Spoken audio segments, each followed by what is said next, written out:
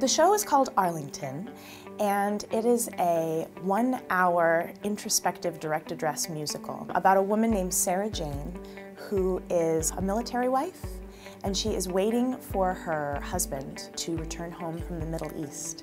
And we spend sort of a day with her as she introspectively starts to sort out what being away at war means and what being left behind means. This project began in the crucible of a really interesting project called Inner Voices with Premier's Theater Company. It was started by Paulette Hopt, who decided to sort of combine composers and lyricists that had never worked together before, creating short pieces of solo musicals using direct address. This was sort of a real standout of last year's offering, and it sort of deserved another life. I think one of the things that's really interesting that arises from the piece is that our sociological views of soldiers is completely related to our view of the war they're fighting.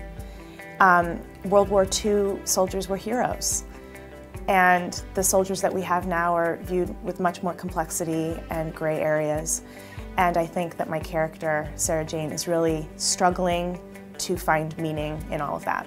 I hope the audience can take away, one, that they have actually developed a relationship with this woman, first and foremost, because I actually am up there and I look the audience directly in the eyes.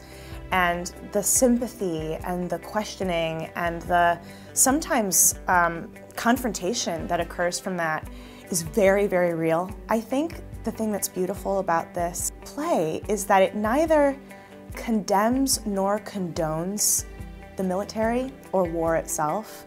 It sort of presents it. And at the end of the piece, you're sort of left with this feeling of, I don't know what's right or what's wrong. What I do know is that it's extraordinarily complicated and deserves our attention and our respect.